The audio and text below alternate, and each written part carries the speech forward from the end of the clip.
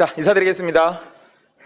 안녕하십니까. 반갑습니다. GWP 학원에서 국어를 강의하는 정호상입니다. 자, 이제 오늘은 2022년 군무원 9급 시험 해설 강의를 진행하도록 하겠습니다. 자, 항상 어느 때보다도 그 해설 강의의 중요성이 엄숙하고 중요한 시간이고요. 여러분들 정말 이 시험을 치르신 분들이라면 그동안의 공부의 과정들, 그 노력에 경의를 표하고 찬사를 보내며 여러분들 정말 많이 쓰셨습니다. 항상 점수가 내가 아니기 때문에 점수와 상관없이 여러분들의 그 노력은 존중받아야 마땅하며 인생 공부하시는 분들이기 때문에 정말 어떻게 해서든지 존중하고 또 일단 인정해드리는 것 제가 마음을 담아서 다 해드리도록 하겠습니다. 다만 또 우리 시험을 위해서는 분명 합격을 위해서는 부족한 부분이 무엇인지 냉정하게 또 확인해야 되므로 해설 강의 꼼꼼하게 그리고 진정성 있게 또 설명해 드릴 것입니다. 물론 이 시험이 전부가 아니신 분들, 다시 도전하셔야 될 분들, 또 새로 시작하시는 분들도 있을 테니까요. 전체 방향을 또 소개해드리고 앞으로 미래를 위해 현명하게 예측하고 대처하는 시간들이 됐으면 좋겠습니다. 항상 정말 우리는 완전 무결하다라고 하는 천의무봉 정원상 국어로 제가 학생들에게 늘 많은 시간들이 있었지만 현재까지 왔고요. 항상 노력하는 부분들, 우리는 능력의 부분은 부족은 있을 수 있지만 열정의 부족은 없어야 된다라고 저도 생각하고 우리 학생들에게도 항상 끊임없이 함께 해왔다라고 생각합니다. 자, 저는 역시 누구도 우연히 오지 않는다라는 류시와의 시집 속에 글 속에 있던 이제 구절인데요. 우리의 시간들이 결코 우연이 아니기를, 이 한 시간 한 시간 짧은 시간들 자체를 정말 결코 헛되이 보내지 않았으면 좋겠습니다. 이 모든 시간들이 모여서 인연이 되고 필연이 될 수 있다라는 것 우리 다 믿고 있으니까요. 자, 저 역시는 항상 매년 시험장에 제가 당일에도 나갑니다. 자, 이번에도 뒤에 설린중학교 배경이 보이네요. 이미 군무원의 우리 필기 시험장을 지난 국가직, 지방직 모두 포함해서 제가 항상 당일에 가는 걸 저의 의무이자 약속이라고 마음속으로 생각을 합니다. 자, 보니까 역시 일자, 날짜 뒤에 마침표 잘 들어있고요. 문장 부호의 사용도 정확했군요.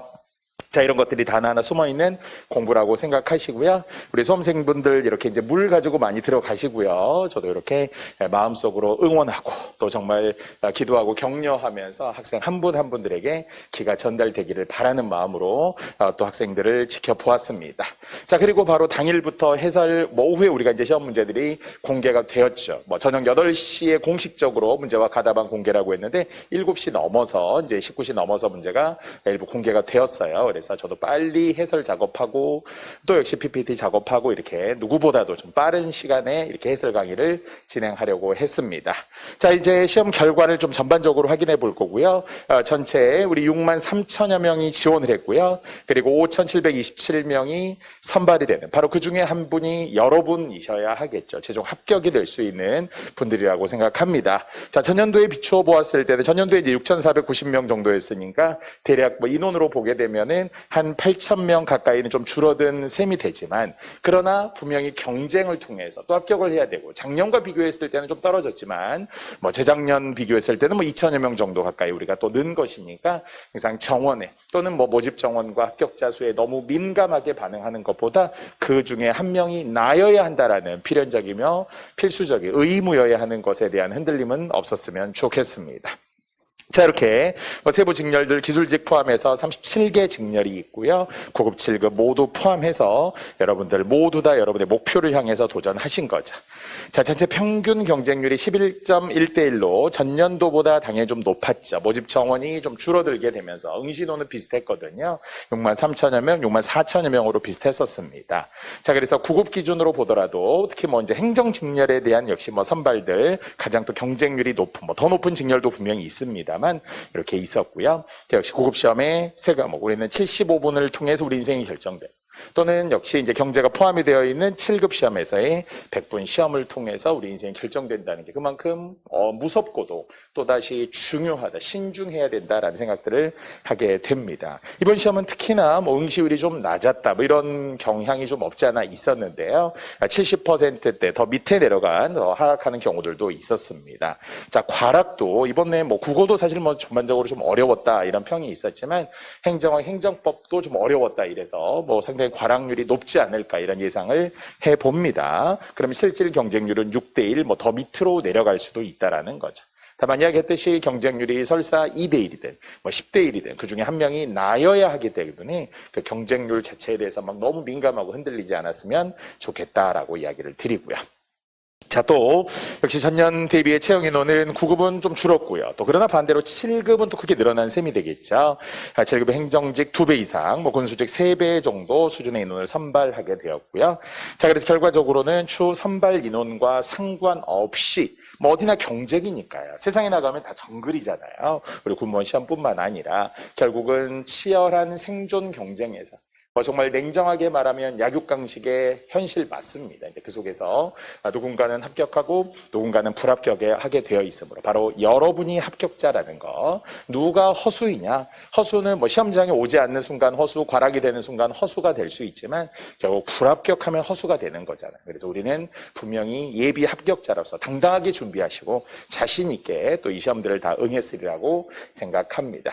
사실 뭐 결과적으로 경쟁률이 전반적으로 다 올라갔죠. 국방부, 육군, 공군, 해군, 해병대만 뭐 살짝 낮아졌지만 뭐 전체적으로 다 높아진 편이라고 할 수 있습니다. 거듭 이야기하지만 모집 정원이 좀 줄었기 때문에 경쟁률은 올라간 거고요. 2021년과 비교했을 때 2021년은 반대로 역시 모집 인원이 크게 늘었다라는 점에서 경쟁률이 내려갔던 셈이 되고요. 다만 경쟁률은 계속 군무원 높을 것으로 2023년 이후 예상하고 있습니다. 어쨌든 모집 정원은 조금 줄어들겠지만 그러나 이미 첫 발을 내디신 분들, 지금 와서 이 강의를 보고 있으신 분들, 이미 지금 시험 준비를 하신 분은 0이 아니잖아요. 이미 많은 부분이 도전되어 있고 준비되어 있기 때문에 여러분들이 바로 이듬해 합격자가 될 것이라고 생각합니다. 자, 군무원의 이제 10가지의 문제 경향들이 누적된 결과가 있는데요. 이제 2022년은 정말 판을 완전히 확 바꾸게 된 거죠. 싹 다 갈아엎어 주세요가 된 거잖아요. 그래서 결국 새로운 이제 우리 군무원 시험에 대비해야 합니다. 자, 이런 것들을 전체 경향과 관련해서 최근에 10개년, 그리고 이제 두 번 치러졌던 2019년 포함해서 11회 시험들을 누적해서 보기에는 뭐 양이 좀 많아 보이기 때문에 이런 흐름들을 여러분에게 추후에는 이제 제공해 더 드리겠지만, 자, 가장 최근 3개년, 바로 문제가 공개되었던 2020년부터 시작해서 최근 3개년의 흐름을 살펴봐 주시면, 물론 과거에는 이렇듯 어문 규정의 비중이 높았지만 점점 줄어드는 추세 라고 할 수 있고요. 자, 비문학은 정말 점점 올라가고 있네요. 2, 4, 6, 8까지 지금 올라가고 있어서 최대 8문제, 9급 기준으로 지금 우리는 설명하고 있는데요. 7급 시험도 역시 8문제 나온 게 모두 같았습니다. 자, 문학의 비중은 비슷하게 4-5문제씩 가장 최근 기준으로. 자, 문법의 비중은 뭐 많을 때는 5문제였지만 조금 줄어서 그래도 2-3문제 정도. 자, 어휘의 비중이 이번에 높아졌죠. 고유어 계열, 고유어 한자어 계열 뭐 이런 것들을 또 구별하게 했고요. 또 한자어 한자 문제, 한자 성어 문제. 어쨌든 표면적으로 한자 관련 문제, 어휘 속에 고유어 한자어 섞여 있는 문제를 포함하게 되면 기본적으로 가장 또 변별력이 높은 4-5문제가 한자 계열 문제라고 또 생각하셔야 하겠죠. 자, 그래서 기존에는 어문 규정의 비중이 이렇게 높았고 비문학과 문학의 비중들 이런 식으로 제가 설명하고 있습니다만, 자, 문제는 이제 바로 최근 경향, 최근 3개년을 좀 놓고 보자라는 거죠. 그러니까 분명 그 전까지만 하더라도 군무원이 군무원했다라는 이야기에 맞게 약간 특수한 문제들, 군무원 특유의 지역적 문제들이 많았던 게 사실입니다. 하지만 이제 공개된 이후에는 가장 보편적인 문제 오류가 없어야 되고 누가 보아도 이거 국어 문제로서의 흔히 자격이 있다. 이렇게 다 누구나 볼 수 있잖아요. 그러니까 이제 출제진들도 기준으로 삼는 게 국가직 문제들, 지방직 서울시 문제들, 이런 보편적인 국어 문제들을 보고 비슷하게 할 가능성이 있다는 거죠. 다만 이제 기존에는 약간 유예 시간이었다고 봐야죠. 이제 군무원 시험에 대한 흐름들이 과거와 약간 비슷하게 이제 내려고 했다는 것이고, 이제 2022년부터 사실 예측했지만 이제는 가장 비슷한 다른 유형의 문제들, 거듭 국가직 9급, 지방직 서울시 9급 문제들, 이런 문제들을 보시는 것이 더 좋으리라고 생각합니다. 자, 그래서 이제 비문학이 6문제였다가 8문제로 가장 많았죠. 이것은 전년도에는 어문 규정이나 문학의 비중이 높았던 것에 비추어 본다면 이제 어문 규정의 비중은 점점 줄어들 것으로 예상합니다. 자, 이번에는 그래도 5문제 출제되었지만 다음 시험에는 좀 더 줄어들 수 있고요.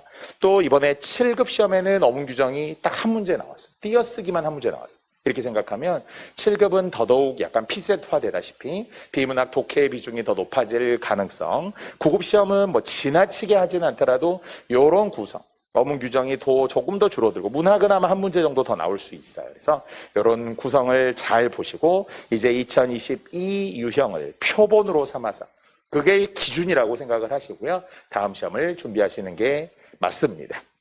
자, 문법 2문제 나왔고요. 한자 성어 2문제, 그리고 한자 1문제까지 포함해서 전년도에는 잘 나왔었던 속담이나 어법, 언어 예절 이런 부분들은 이번에 나오지 않았고요. 그래서 조금 더 집중화되는 경향이 있었다라는 겁니다.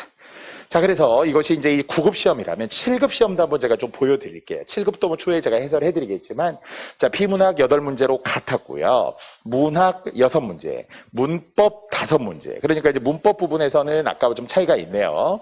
9급 시험에서는 문법이 그래도 2문제 나왔다면 7급 시험은 문법이 5문제가 나온 셈이죠. 문학도 지금 2문제가 더 나왔잖아요. 이것이 7급의 정형화된 유형이다라고 단정할 수는 없지만 그럼에도 불구하고 역시 이 유형이 전년도의 유형들보다는 더 좋아 보인다는 거죠. 비문학의 수는 늘 것으로 분명 예상했고 문학은 7문제가 너무 많아서 좀 줄어들 것이라고 보았고 문법이 안 나왔지만 다음에 꼭 나옵니다라고 제가 계속 학생들에게 준비하고 있으라고 했어요. 2문제도 적은 편이에요. 그래서 3문제, 4문제 정도. 자, 한자 2문제 있었고요. 역시 7급 시험답게 또 표기와 관련된 문제들, 또 어문 규정, 어휘, 한자 성어 쓰기 이렇게 해서 총 25문제가 나왔는데요. 또 상대적으로 보니까 이 어문 규정이 비중이 확 줄었다는 거죠. 그래서 이제 가장 당황했던 시험을 준비하신 분들이 7급 준비하신 분들. 왜냐하면 작년 기출문제만 보다 보니까 어문 규정이 작년에는 뭐 너무 많았고요. 8문제나 되었는데 정말 한 문제, 그것도 띄어쓰기로 딱 줄어든 거죠. 그래서 물론 이거보다는 더 나올 겁니다. 또 전년 다음에 2023년에는 더 나오겠지만 이런 흐름의 변화들을 분명히 읽고 예상해야 된다는 한 걸음 앞서가는 것이 바로 이 해설 강의의 의미가 되겠습니다. 자, 이제 9급과 7급까지도 제가 한번 언급해드리고 분석했는데요. 하여튼 딱 한마디, 2022년 군무원 9급의 유형, 이미 어떤 기존의 유형과 비교했을 때 답습이 아니라 확 바뀌었다. 그러니까 정말 전체로 바뀌었다. 그러나 이미 그렇게 예상했었다. 입니다. 자, 이번 시험을 보고 나서 수험생들 분 중에 이렇게 평가했다고 합니다. 정원상 선생님 수업의 예측, 소름이었다. 정말 뭐 예측한 게 많이 나왔다 이런 것도 있고요. 방향성에 관한 거겠죠. 선생님이 이렇게 앞으로 나올 거다라고 하는 거, 뭐 추론 문제, 이해 문제, 논리적인 어떤 사고 문제 이런 문제들이 늘 것이다라고 했던 비문학의 경향을 잠시 후에도 제가 또 검증 받겠지만, 자, 그렇게 예상했는데 문제 유형은 분명히 달라졌다는 것이고요. 자, 작년보다는 어려운 편이었고요. 그래서 최소 70점 이상. 물론 직렬에 따라 달라요. 행정직은 조금 더 올라갈 수 있고요. 기술직은 뭐 60점대도 지금 가능한 것으로 예상이 되고 있는데요. 그래서 최소 70점 이상은 그래도 우리가 나와야 된다. 그래도 또 이것에 희망을 주자면 100점이 아니어도 된다는 거예요. 90점이 아니어도 된다는 거예요. 물론 이제 국어를 정말 잘해서 기가 막히게 잘해서 다른 과목들을 보완할 수 있을 정도의 전략 과목이 되면 더욱더 좋겠죠. 그래도 어떤 큰 부담을 갖고 막 다 맞아야 된다 이런 건 아니라는 이야기죠. 그렇다고 한자를 포기한다거나 어떤 걸 안 하고 다른 걸 한다 이런 생각을 하면 안 되죠. 공부는 항상 뺄셈 공부가 아니라 덧셈 공부다. 자, 그러니까 뭔가를 더 해야 하는 것이지 뭘 하지 않음으로 인해서 그래서 뭔가 내 마음이 편하고 이런 거 아니에요. 일단 준비는 기본에 대해서 충실하게 할 수 있는 공부는 다 해두어야 하겠죠. 자, 70점대로 합격권이 보인다는 것은 전년도에는 제가 약간 좀 점수를 높여봤거든요. 물론 80점대로. 물론 전년도에도 직렬에 따라서 뭐 70점대 합격인 경우도 군수직 이런 거 있었어요. 76점, 막 72점 합격자들도 있었습니다만 어쨌든 70점대로 저는 지금 보았고요. 자, 비문학이 최대 8문제, 길이도 최대 900자 정도로 늘었다. 그러니까 정말 길 때면 1000자 이상 나오기도 하는, 수능 같은 경우는 1400자, 1600자, 1800자까지 나오기도 하는데요. 그래도 우리 군무원 시험으로 본다면 비문학의 지문들이 조금 더 늘었다. 9급, 7급이 지금 다 길이를 포함해서 양도, 길이도 개수도 다 늘었다고 할 수 있고요. 자, 전년도에까지는 나오지 않았던 비문학의 어떤 용어들, 이해, 그리고 드디어 처음으로 추론이라는 문제가 나왔어요. 기존에는 간단하고 정말 단편적인 비문학 문제들이었다면 이제는 거듭 피셋형 문제들, 그러니까 흔히 우리가 언어 논리라고 이야기하는 행정고시 문제들이 7급으로 들어오면서 PSAT라고 하는 피셋형 문제들이 결국은 군무원 시험에 드디어 들어오게 된 거죠. 9급에도 추론이, 7급에도 추론이, 이게 지금 다 들어온 거잖아요. 그래서 앞으로도 모든 모의고사 문제들 포함해서 모든 비문학 공부들 이제 추론형 문제들 꼭 반드시 하셔야 합니다. 저도 그렇게 대비해 드릴 것이고, 그렇게 비문학을 위한 또 특강도 학생들과 함께 하도록 약속드리겠습니다. 자, 순서 문제 역시 당연히 다 9급, 7급 나왔고요. 제목부터 괄호까지도 이런 비문학의 유형들이 일단 더 자세해졌고요. 또 고난도의 유형으로 보입니다. 하지만 거듭 이야기하지만 우리는 그렇게 대비했습니다. 동형 모의고사 거의 이런 형식으로 준비들을 했고요. 찍기 문제까지도 우리는 다 대비를 하기도 했었습니다. 자, 분명히 이게 첫 번째가 비문학이지만 문제는 전체적으로 균형 있는 공부를 해야 되니까 어떤 걸 하지 않을 수 없죠. 어문 규정 마땅히 해야 되고요. 정말 적게 나오면 아까 우리 7급처럼 한 문제지만 그거는 너무 또 적고요. 너무 8문제씩 나오는 건 너무 과도하고요. 그래서 한 5문제 이내, 한 4문제, 3문제 정도까지도 줄어들 수도 있어요. 왜냐하면 국가직, 지방직, 서울시 문제들이 그렇게 줄어들고 있는 추세이기 때문이거든요. 자, 문학의 비중들 그래도 높을 겁니다. 4-5문제는 평균적으로 나올 것이고요. 자, 문법도 적을 때는 2문제, 많을 때는 4-5문제 이렇게도 가능해 보이긴 하는데 역시 전체적으로 비문학이 강해진다면 문법은 조금 줄어들 것으로 봐요. 한 3문제, 4문제, 많으면 4문제인데요. 3문제 정도. 자, 어휘는 항상 군무원이 또 사전 찾는 거 이렇게 되게 좋아하기 때문에 사전 제시형의 어휘 문제, 단어 간의 관계 문제, 동음이어 다이어의 문제, 문맥적 의미들 등등 우리는 어휘들 또 반드시 사전을 찾는 마음의 준비들 성실하고 꾸준하게 하셔야 합니다. 자, 한자 역시 한자성어 등 고난도 문제 있습니다. 그러니까 문항수가 아니라 그 한자 관련 문제가 고난도라는 거죠. 고유 한자원지를 어떻게 구별하는지 그거 해야죠. 사이시옷 표기에도 고유 한자하고 어떻게 만나서 사이시옷이 들어갔는지 이런 거 우리 가까이에 있을 수 있다는 거예요. 그래서 너무 멀리 막연하게 생각하지 마요. 한자 하나도 몰라요가 아니라 할 수 있는 데서부터 시작하고 그 할 때 최대한 집중하고 반복해 보자는 것이죠. 자, 어쨌든 한자성어도 역시 2문제 또 출제되기도 했으니까요. 9급, 7급에서 모두 좋아하는 한자성어의 문제들이 분명히 있습니다. 자, 단편적인 암기 위주의 지식은 또 기본으로 삼아야 되고요. 그래서 어문 규정 하지 말라는 게 아닙니다. 안 나온다는 게 아니에요. 그래서 우리도 이미 맞춤법 OX부터 나름 어문 규정의 공부를 꾸준히 또 해왔기 때문에 나는 국어 공부했다. 이렇게 우리가 자신 있게 말할 수 있잖아요. 자, 이제는 지문 속에 네모가 있는 문제가 표면적으로 13문제가 출제되었습니다. 자, 그러니까 한 지문에 2문제도 있었습니다만 그냥 네모만 딱 보편적으로 보았을 때 전년도에는 12문제였어요. 전년도와 비교하더라도 역시 네모가 늘었다. 뭔가 독해가 늘었다는 이야기잖아요. 조건이 늘고 읽어야 된다는 것은 결국 시간 싸움, 시간에 대한 압박감 분명히 있습니다. 시간이 실력이다라는 전략을 어디서부터 비문학. 물론 이제 문법, 어문 규정 이런 거 한자, 어휘 이런 거 간단하니까 바로바로 점처럼 찍고 풀어야 되는 훈련도 꾸준히 해야 되고요. 시간 조절을 위해 훈련을 하는 게 결국 합격자로서의 준비가 되겠습니다. 열심히 공부한다 이런 막연함이 아니라 열심히 하는 것도 중요하고 전략적으로 하는 것도 중요하다. 이런 걸 이제 우리가 분석하는 것이죠.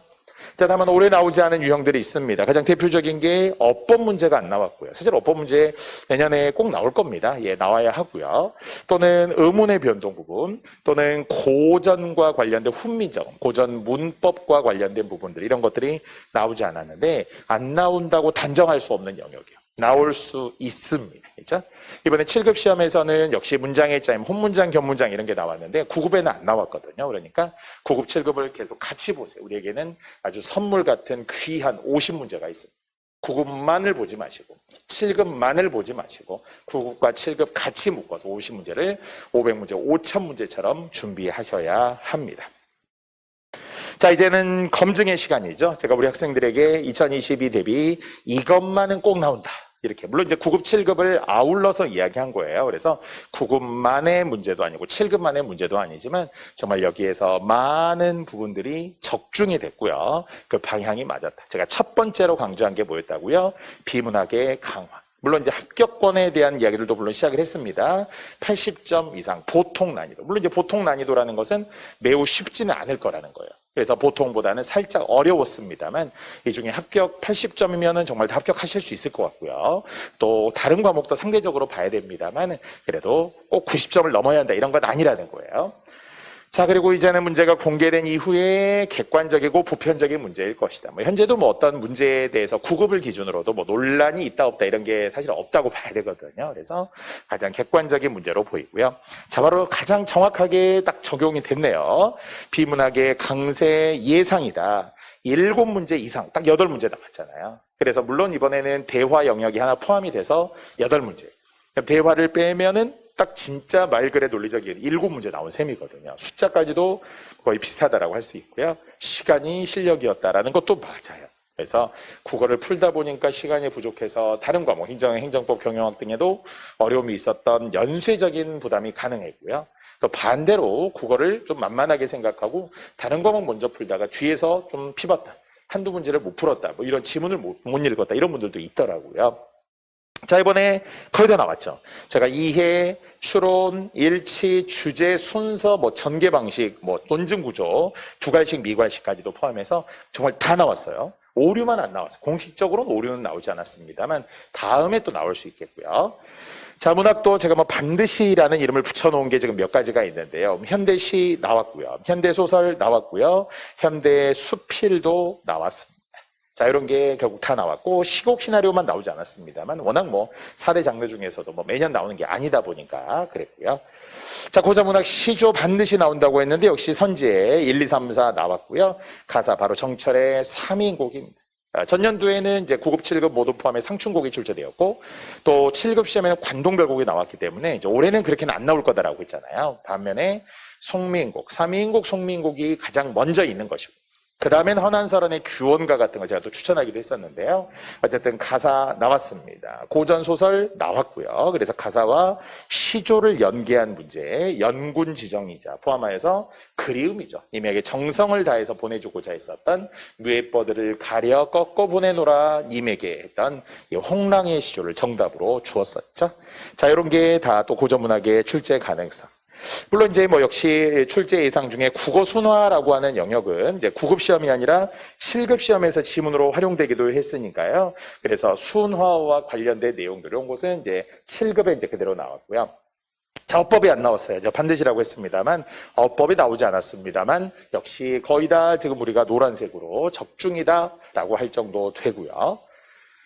자, 또한 더불어서 수능 기출문제 개정 교과서 지문 활용들이 가능하다 이렇게 이야기했는데요. 자, 또 놀랍게 7급 기준으로 혼문장, 견문장 해왔던 문법 문제가 있었어요. 그 중에 우리 함께 공부했던 거 있었거든요. 그가 착한 사람임을 모르는 사람은 거의 없었다 했던 그 예문 기억하시죠? 강의 노트에도 있는 거. 이게 사실은 2005년도 수능 문제와 100% 일치합니다. 이번 7급 문제 또 나왔어요. 그러니까 나쁜 의미의 표절이라고 했잖아요. 가장 우리 사회 금지되는 그대로 베끼는 거. 변형도 아닙니다. 정답까지 일치합니다. 그래서 이게 수능 기출문제를 그대로 낸 이번 군무원 7급 문제가 있었고요. 자, 또 역시 개정교과서 지문들을 활용한, 우리에게는 누군가는 생소할 수 있지만 이게 왜 나왔을까 이런 거 있잖아요. 이런 게 김광섭의 해바라기 같은 시 이런 것들이 다 넓은 의미에서의 개정교과서 수능 쪽에서 언급되는 작품들도 일부 있었던 거예요. 그래서 그런 게 활용이 되었고요. 저문 규정이 당연히 이제 사라지진 않았으니까요. 한글 맞춤법부터 표준어 규정까지 포함해서 말이에요. 자, 심지어는 띄어쓰기만 2문제 나왔는데 제가 여러분들과 마지막에 했던 게 우리 찍기 모의고사였잖아요. 바로 그 찍기 모의고사에도 제가 띄어쓰기를 2문제 드렸거든요. 그랬더니 그 2문제라는 문항수까지도 띄어쓰기 제가 한글 맞춤법 안에 포함되어 있습니다. 이번에는 외래어는 나오지 않았고요. 로마자 표기가 마지막 문제 25번으로 나왔지만 그래도 그 정도는 우리 할 만한 문제의 유형이었고요. 자, 문법이 역시 넓은 의미로는 7급 시험에서는 방금 언급했던 수능과 100% 일치했던 문장에 짜인 문제가, 자, 품사 문제 역시 7급에도 무려 2문제나 출제되기도 했었고요. 우리에게도 역시 품사 중요했고요. 자, 용언의 활용과 관련된 부분에서도 보다라고 하는 단어에 대한 의미까지 우리 9급 시험에서도 활용되었습니다만 그것 또한 용언의 넓은 의미에서의 의미이자 활용. 자, 단어 형성법 그대로 나왔죠. 역시 합성어, 파생어 구별했고요. 또 9급 시험에는 높임 표현의 주체 높임법의 방식들을 역시 주체 경어법이라고 나오는 선어만 어미 시 특정 어휘를 통해 높이는 법 이렇게 출제되어서 문법 반드시 다 출제되었습니다. 9급, 7급 합쳐서 이야기합니다. 한자의 표기와 도구 다 나왔네요. 동자의 동음이자 이번에도 100% 이음절 한자였고요. 또 기출 한자, 시사 한자, 그래도 우리는 충분히 역시 국한 혼용 지문을 제가 학생들에게 제공해드리면서 여기에서 출제되었음을 다들 또 확인할 수 있다라고 생각합니다. 그 7급 시험에 나왔던 방증이라는 단어, 의미 때문에도 많이 설명하던 간접적인 증거, 방증이라고 하는 것 또한 역시 정답으로도 활용되기도 했었고요. 9급 시험에도 마자를 우리는 절차 탕마 할 때마다 제가 설명해드렸고, 학문을 연마한다 할 때, 무예를 연마한다 할 때도 마찬가지였었죠. 갈마자. 그래서 밑에 돌석자가 있어야 돌을 간다, 갈아라 이렇게 분명 많이. 마부위침, 마부작침에서도 다운급했던 그런 한자 표기가 이번에도 또 시험에 출제되었습니다. 자, 한자성어도 놀라운 게 있었죠. 제가 한자성어야 물론 반드시 나온다고 했는데 9급 시험에도 두 문제. 자, 역시 놀랍게 그 선지 중에서는 제가 이번 2022년이 이민년 호랑이 해라서 호랑이 관련 성어에 좀 주목해 주세요 그랬더니 호시우보. 제가 사실 수업 시간에 종종 이야기했던 호랑이의 눈, 소의 걸음걸이라고 이야기하듯이 맹렬하게 우리가 강한 눈빛으로 보고 또 뚜벅뚜벅 천천히 걸어야 가야 된다는 호랑이 관련 한자 성어가 활용되기도 했고요. 호시우보뿐만 아니라 역시 전호후랑이라고 하는 설상가상의 같은 말까지도 선지에 또 보였잖아요. 그래서 어쨌든 모두 그런 건 아니지만 호랑이 관련 한자 성어들이 또 출제가 된 게 있었고요. 한지문 두 문제 역시 9급, 7급 모두 동일하게 출제되었으며 기존의 이제 패턴들을 유지하고 있었죠. 자, 고전산문에 박지원이 나왔어요. 일야구 도하기. 역시 하룻밤에 강을 9번 건넌 이야기. 그러면서 어떻게 했다고요? 모두 마음 먹기에 따라 중요하다. 일체 유심조다. 또는 유심소작이다. 이렇게 이야기하면서 우리의 마음 먹기에 따라. 결국 현상이 결국 중요한 게 아니죠. 현상에 따라서 마음이 달라지는 게 아니라 우리는 어떤 하나의 근본적인 흔들리지 않는 마음이 중요하다. 뭐 이런 이제 주제를 다루고 있었는데 박지원의 글, 제가 소설로 말한 게 아니었잖아요. 산문으로. 그 중에서도 주로 수필로서 활용될 가능성이 있다 이랬더니 실제로 수필인 박지원의 열하일기에 수록되어 있었던 일야구 도하기가 나왔고요. 자, 띄어쓰기의 중요성 9급, 7급 모두 출제된 셈이죠. 결국 7급에 유일하게 어문규정 한 문제였지만 띄어쓰기가 나왔습니다. 자, 또 이번에 안 나온 부분들 제가 뒤로 뺐어요. 앞쪽에 대한 비중이 높았기 때문에 앞쪽은 정말 거의 다 나왔고 이제 뒤쪽은 혹시나 하는 마음에 넣었지만 이번에 쓰기 영역의 고쳐쓰기 역시 보기의 조건들을 주었던 문제 유형들이 뭐 두 문제 정도 활용이 되었어요. 9급, 7급들. 또 어휘에서 역시 고유어냐 한자어냐 사전적 의미부터 비롯하여서 결합 방식까지도 오직 고유어인지 특히 동량 같은 거 완전 고유어라든지 아니면 고유어 한자어가 결합한 방식이라는 이런 걸 묻기도 했고요. 사전을 활용한 아까 보다라고 하는 단어, 사실 보다라는 단어를 사전에 찾으면 보다의 의미, 다의적인 의미만 가지고도 모두 36가지의 뜻이 있습니다. 36가지나 뜻이 있다라는 거. 그만큼 미세한 차이지만 분명한 건 다르게 규정을 한 거죠. 그래서 그런 의미를 다른 말들을 넣어서 가장 적합한 것, 좀 다른 하나 이렇게 찾으면 되겠고요. 자, 이번에도 역시 대화와 관련된 경률이 시험에 나왔잖아요. 이것도 분명 최근에 국가직 등에서 계속 활용되고 있는 거라서 우리 준비하긴 했었어요. 이론 시간에도 마땅히 했습니다. 동의의 경률이라고 한 결국 대화가 잘 되기 위해서는 서로의 존중이잖아요. 맞아. 나도 그렇게 생각해. 우리 공감하면서 가장 가까운 게 이 동의의 경률. 다만 무조건 100% 따르라는 게 아니잖아요. 맞긴 맞는데 그런데 나는 조금은 다른데 나는 다른 생각이 있어. 그러니까 처음부터 무조건 싫어, 안 해 이렇게 반대하는 게 아니라 그런 것도 있기는 해, but 그러나 이렇게 가자는 거죠. 이게 이제 동의의 경률이었고. 자, 또 소름인 게 있었죠. 이번에 2022 물론 탄생 120주년, 탄생 100주년 이런 문인들도 있었지만 제가 이게 이제 보수 정부, 정권 교체가 이루어지면서 대통령 선거로 인해서 뭔가 이런 시사적인 요소들. 그래서 기존에는 잘 나오지 않았던 순수시 계열이 나올 것이다 그랬더니 김광섭의 해바라기라는 시가 사실은 순수시잖아요. 어떤 열정적인 삶, 그냥 이 정도. 생명에 대한 어떤 의지 이런 것이지. 그렇다고 해서 막 시대 상황 속에서의 일제강점기냐 아니면 뭐 민주주의냐 통일이냐 이런 얘기가 아니죠. 참여시가 아니었고요. 아니면 또한 선지에도 수사법으로 나왔던 표현 방법, 내 누님같이 생긴 꽃이요. 바로 서정주의 국화협회서라고 하는 시의 일부가 또 활용되기도 했습니다. 그러니까 이만큼 역시 문학작품에서의 어떤 가치, 물론 7급 시험에는 전년도에도 나왔던 김수영, 그 전년도 탄생 100주년이었잖아요. 2021년에 탄생 100주년이었던 김수영 시인의 시가 역시 전년도 폭포라는 시로 나왔다면 이번 7급에서는 사령, 죽은 영혼이라고 하는, 저도 제목 때 자주 이야기하죠. 눈, 풀, 폭포, 사령, 어느 날 곡 나오면서 이런 김수영의 시들이 기본적으로 곡 리스트에 있거든요. 자, 그래서 물론 여러 가지의 경향들이 있었지만 현대시 중 순수시가 나왔다. 9급 기준으로. 자, 마지막 소설도 자 놀랍죠. 바로 여기서 언급되었던 문인 중에 황순원의 소나기가, 그리고 정말 반가운 최인훈의 광장이라는 소설까지 포함해서 또 7급 시험에 활용되기도 했습니다. 정말 예상했다여야 하고요. 그 예상했던 게 출제되었다. 여기까지가 반가운 거죠. 그냥 뭐 우리 열심히 합시다 이것보다 선생님이 예상했고 선생님이 중요하다고 했던 작품들이 실제 시험에 나와줘야 되잖아요. 물론 뭐 나오지 않은 작가들도 더 있어요. 보이긴 하지만 좁혔잖아요. 다 중요하다가 아니라 좁혔는데 거기에서 9급에서는 황순원이 물론 소나기라는 소설을 통해 한자성어를 연기했지만 한 번도 나오지 않았거든요. 그래도 최근 기준으로 군무시험에. 최인훈도 마찬가지로 최근에 잘 안 나왔잖아요. 그런데 타계한 2018년에 타계했기 때문에 또 가장 뛰어난 소설 공동 1위로 놀랍게도 지난 역시 우리 상반기에 치러진 시험들 중에도 간호직 8급 시험에도 광장이 나왔고요. 그리고 우리 이제 군무원 시험에도 7급 시험에 또 최인훈의 광장이 또 출제되기도 했습니다. 자, 그런 의미 아까 우리 시사, 대통령 선거 등과 관련되면서 아까 보수 정부로 인한 순수 문학들의 가치가 최근에 더 높아졌다라는 이야기를 역시 넓은 의미로는 좀 설명해 볼 수도 있고요. 또 그 외에도 나머지 부분들도 더 관심을 가졌으면 좋겠습니다. 자, 이렇게 제가 이것만은 꼭 나온다에 대한 결과가 뭐 100%라고 할 수는 없지만 제가 매년 이렇게 예측해드리고 전문가로서 1만 시간의 법칙을 통해 투자한 그 이상의 시간, 2만 시간, 3만 시간 이상의 시간을 저도 투자해서 이 군무원 수험생들에게 좋은 자료를 유일하게 저만 뭐 제공해 드린다 저는 생각을 하거든요. 그만큼 고민하고 또 여러분과 함께 검증받는 시간들을 항상 매년 갖도록 할 겁니다. 자, 우리는 맞춤법 우선순위 OX에서도 이렇게 출제된 결과들을 또 확인해 볼 수 있는데요. 자, 번호를 기준으로 이번에 오뚝이 기억하시죠? 한자어 고유어 공기법 역시 아시죠? 언제 한 번 가자 띄어쓰기 문제로 나왔던 한 번이 횟수가 아니라 기회 있을 때라는 뜻으로서의 부사. 그럴 때는 당연히 붙여 쓰고요. 한 번, 두 번, 세 번 횟수로 바꿀 수 있을 때는 띄어쓰는 관형사 명사였겠죠. 자, 역시 맞춤법 우선순위 있다는 거고요.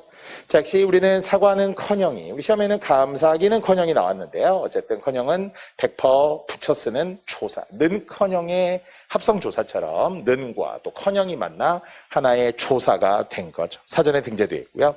자, 또 놀랍게 좀 더 큰 것이 여기에 있었네요. 바로 1번부터 바로 정답이었는데요. 이미 우리는 단음절로 이어진 단어 역시 말들이 띄어쓰는 것 원칙이었고요. 두 글자씩 붙여 쓰는 걸 허용했던 우리 46항들을 기억하실 겁니다. 이 말, 저 말이 한입, 두입 이런 것들이 있었는데요. 모두 붙였으면 안 되고요. 하나 붙이고 하나 띄어도 안 되는 거죠. 자, 그 외에도 뭐 여러 가지 뒤와 관련도 이번 시험에는 뒤처리가 출제되었는데요. 역시 거센 소리, 된 소리 앞에는 시옷을 붙이지 않았기 때문에 뒤처리, 뒤통수, 뒤끝, 뒤뜰 이런 것들이 모두 시옷 없이 써야 되었던 표기들을 기억하시고요. 또 지난이 붙으면 합성어라고 우리 공부하기도 했었죠. 그래서 지난 우리 시험에는 지난달이 나왔습니다만 역시 지난 여름이나 지난주 같은 것이 모두 붙여 쓰는 합성어라고 했습니다. 자, 이제는 깡충깡충 뭐는 뭐 흔하긴 합니다만 우리 맞춤법 OX에도 당연히 있고요. 모음 조화가 파괴된 오니 깡충깡충이. 그러나 깡충깡충은 이제 틀리고요. 88년도 이후에 개정이 된 것이며 이것의 큰 말은 껑충껑충은 되겠죠. 자, 이제 우리 9급 시험에 이제 적중된 맞춤법 우선순위 OX도 특히 공기법 같은 경우는 기억하시건대 저랑은 맞춤법 OX 특강을 했었고요. 그때 1강 시작할 때 이미지를 이렇게 좀 보여드렸었죠? 제가 직접 가서 찍었던 일부 식당들이나 어떤 공간에 가서 우리 이거 틀린 거 많아요. 공깃밥 안 돼요. 사이시옷 붙여서 공깃밥이어야 해요. 이렇게 분명히 이야기했었거든요. 그게 이번에 또 답으로 출제되기도 했습니다. 물론 한자와 고유어가 공기라는 게 빌공자 그리고 우리가 도구, 기계를 뜻하는 도구의 기잖아요. 그릇입니다. 그러니까 텅 비어 있는데 거기다 채운 게 공깃밥이 되겠죠. 자, 이런 게 이제 우리 이미지 속에서도 확인할 수 있었습니다. 제가 자주 가던 식당이라서 이때는 500원이 공깃밥 싸네요. 지금은 1,000원 그 이상도 받더라고요. 자, 또 7급에도 활용되었던 띄어쓰기, 당연히 떠난 지 3년. 항상 우리가 시간 앞에 의존명사지 뭐 누구나 다 예상하고 있었습니다만 비슷하니. 또는 이제는 뿐의 통용들이 체연 뒤에 뿐은 조사. 시험에는 생각뿐이었다가 우리는 설수뿐이었다가 있는 예였고요. 만큼 역시 체연 뒤에는 붙였으면 조사고요. 띄었으면 의존 명사가 되어서 즉 뿐은 조사의 사례로 이번에 시험에 나왔고 또 만큼은 의존 명사의 사례로 노력한 만큼이 시험에는 우리는 애쓴 만큼이라는 게 있었습니다.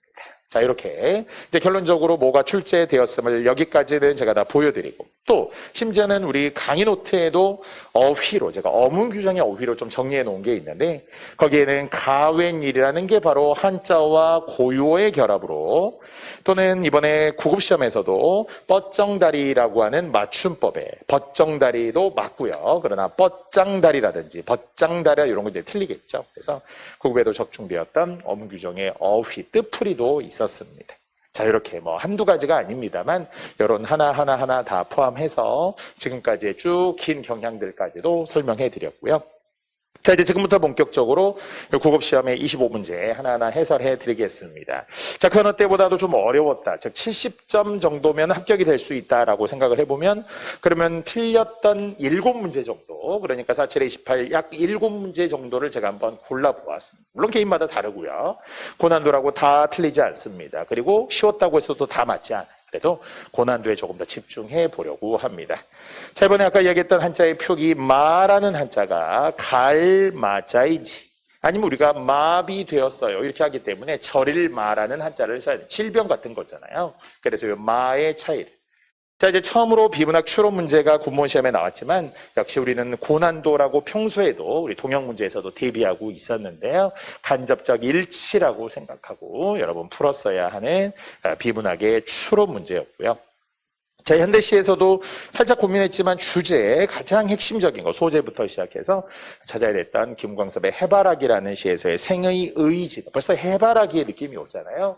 해를 향한 그 강렬한 생명력과 의지 이렇게 지금 느껴집니다. 자, 아까 고유어와 한자어 계열 중에 가웬일이라든지 아니면은 그 이외에도 공깃밥이라든지 이런 것들이 한자어 고유어의 결합이기도 하고요.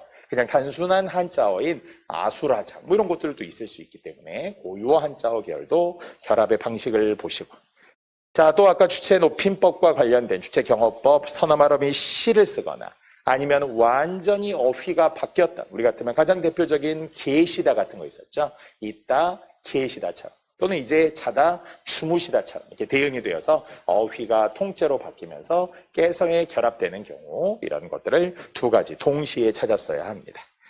자, 비문학의 설명 방식 우리들은 했었는데요. 특히 결국 이제 핵심은 비교와 유추의 차이였던 거예요. 비교는 범주가 같아서 비슷하면 비교. 하지만 빗대어 말하는 게 유추였잖아요. 그래서 우리가 항상 흔하게 이야기하는 연극과 영화가 비슷하다 그러면 비교지만 연극과 인생이 비슷하다 그러면 유추였는데 이번에 그래서도 역시 비교는 있었지만 빗대어 말한 유추는 없었어요. 그래서 이 비슷하다라는 성질만 가지고도 비교인지 유추인지를 우리가 잘 구별했어야 되고요. 자, 마지막으로 역시 이게 고유어냐 한자어 계열이냐를 물었기 때문에 동량이라고 하는 것은 고유어였고요.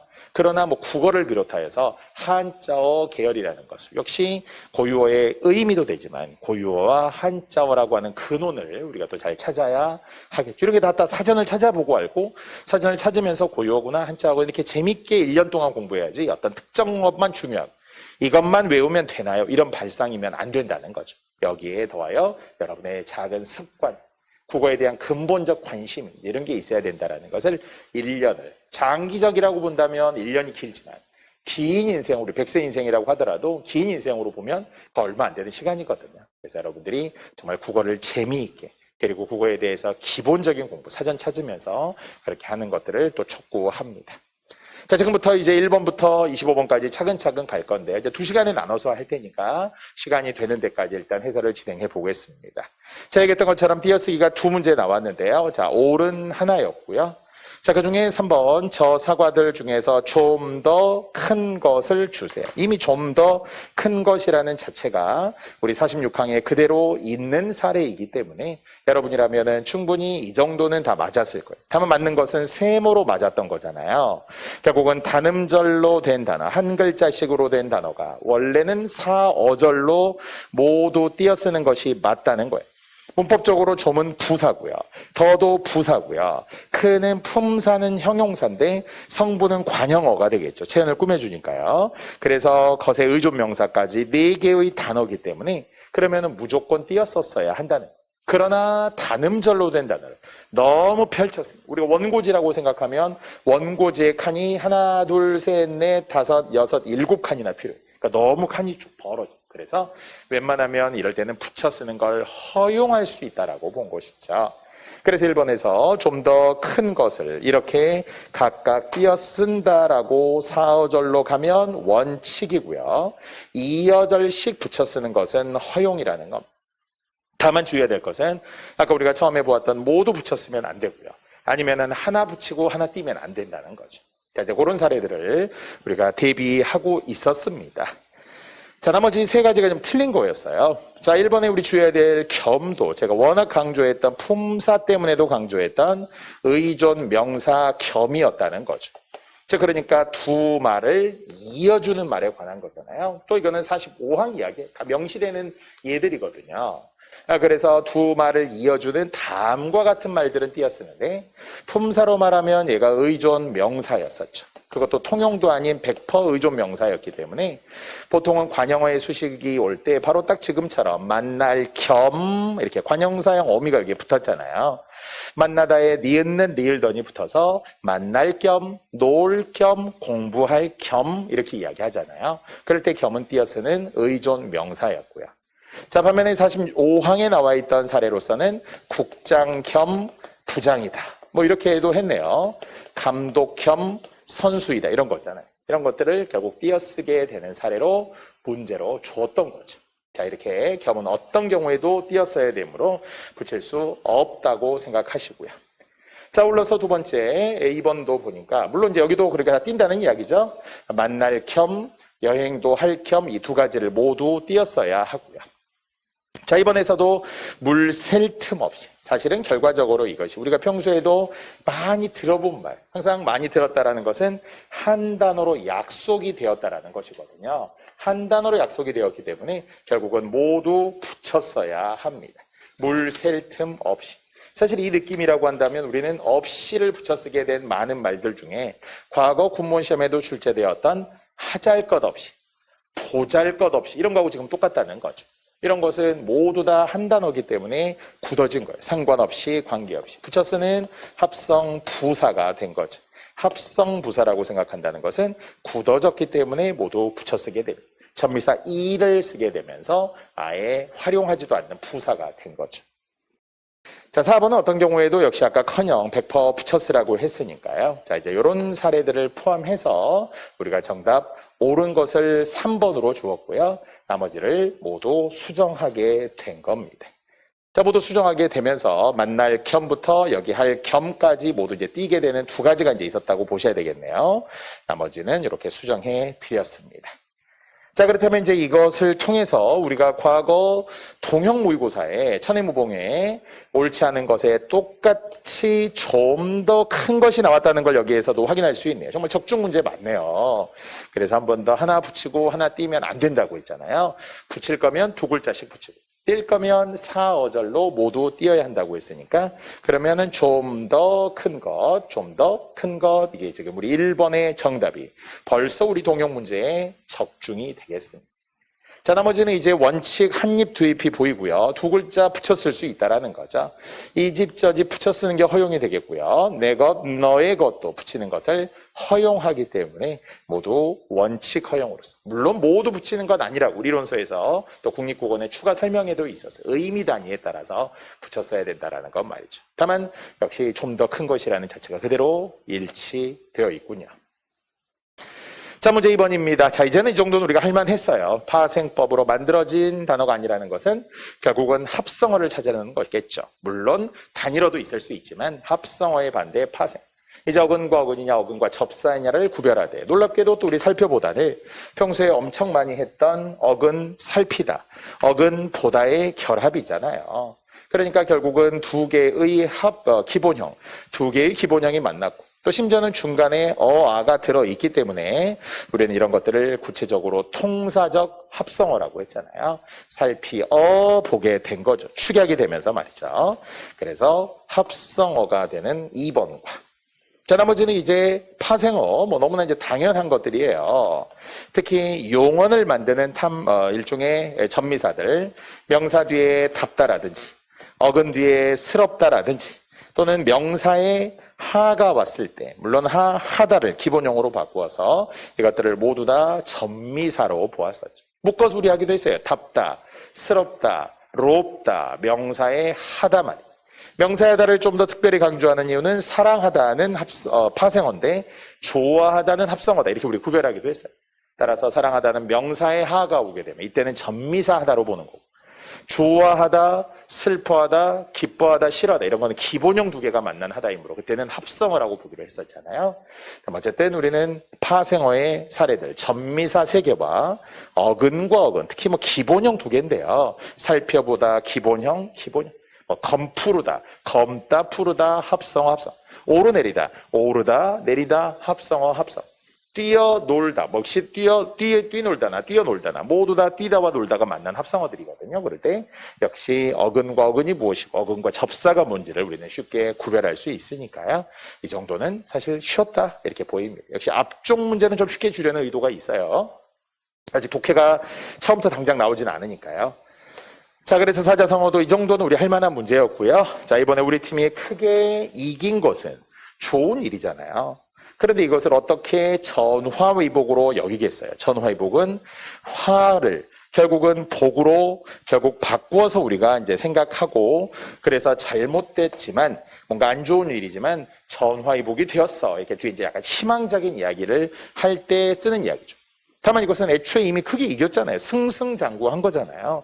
그러니까 전화위복과는 어울리지 않고, 정말 바꾸고 싶다라면 전화위복은 오히려 앞에 내용만 살짝 바꿔도 우리 팀이 진 것을, 이번에 우리가 졌지만 그래서 패배한 것을 전화위복의 계기로 삼자든지, 아니면 사전에 있다면 현재 어려움이 있어요. 어려운 일이 있으니까 전화위복의 계기로 삼자. 잘못되고 안 좋은 거지만, 지금은 뭔가 시련이지만 그러나 앞으로 잘 될 거야, 좋은 일이 이것 때문에 생길 거야 라고 생각하잖아요. 우리도 사실 그렇습니다. 우리가 시험을 혹시라도 조금 잘 못 보신 분들, 이번 그것 때문에 뭔가 막 괴로워하고 하시는 분들, 다음에 더 잘 될 겁니다. 이러한 시련과 어려움들이 있어야만 또 우리가 나중에 이야기거리도 되고, 또 다음에 더 긴장하고 잘할 수 있는, 완벽해질 수 있는 길이 될 거니까요. 너무 실망하지 않았으면 좋겠습니다. 자, 우리에게는 언제나 반가운 3대 한자 성어라고 제가 늘 추천한 견강부회라는 성어가 있었잖아요. 말을 억지로 끌어붙여 자기가 주장하는 조건에 맞도록. 짧게 줄이면 억지 주장, 이렇게 하면 끝나는 거죠.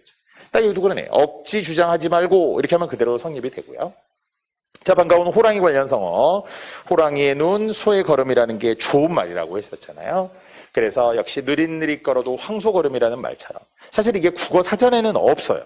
그러나 이걸 문장을 만든 거죠. 그래서 한문의 문장, 심지어는 여러 가지 넓은 의미에 사용되고 있는 한자성어 속에는 호시우보라는 말이 있어서 국어 사전에는 없지만 그러나 통용된다라는 것으로 문제를 줬어요. 사실은 사전에 있어야 돼요. 사전에 있는 예가 나와야 되는데 통용되고 일상적으로 쓰인다고 내는 것은 객관적이진 않지만 그래도 두 글자씩은 보자는 거죠. 맹렬한 호랑이의 눈이 있습니다. 노려보면서. 그리고 또 소의 느릿느릿 걸어도 황소걸음이 결국 되는 것처럼 이렇게 소를 긍정적으로 보는 거니까 그런 훌륭한 리더와 관련된 거고요. 자, 도청도설도 이미 과거 성어에도 활용된 적이 있었죠. 원래는 길거리에 떠도는 뜬소문이라는 말인데요. 보통 이 도청도설 또는 가담항설, 가담항어라는 성어들이 모여서 설화가 되고, 정말 우리가 폐관이 되고, 폐관 잡기, 폐관 문학이 되고, 이래서 소설의 아주 근원적 출발의 그런 여러 이야기들이. 다만 여기서는 뜬소문이라는 사전적 의미를 그대로 적용해도 되겠죠. 함부로 뜬소문에 현혹되지 말아라. 세상에서 이런저런 이야기한다고 해서 흔들리지 말아라. 사람들한테도 하는 거예요. 너무 왈가왈부하고 사람들이 모여가지고 이렇다더라 저렇다더라 하더라도 그런 말에 너무 또 현혹되지 말아라, 이런 거죠. 자, 이런 게 모두 적절했습니다. 상글없이 견강부회, 호시후보, 도청도설, 전화위복 가능해 보이고요. 한글을 준 것도 조금은 친절한 편이죠. 이번에는 9급, 7급의 난도를 비교해서 단정할 수는 없지만 그래도 9급보다는 7급이 독해가 조금 복잡하고 긴 문제들이 많고 전년도와 비교했을 때 정말 확 달라졌기 때문에 7급 보신 분들이 오히려 국어를 조금 더 어려워했을 가능성이 9급은 이렇게 오히려 한글이라도 아까 준 거잖아요. 자, 입에 한자 역시 첫 번째 고난도라고도 할 수 있는데요. 그러나 우리는 준비를 했다는 거죠. 사실은 마라고 하는 한자 중에 유일하게 우리가 아는 것이 그래도 물론 말맞자 이런 것도 있겠습니다만 갈맞자, 갈맞자 가지고 많이 했거든요.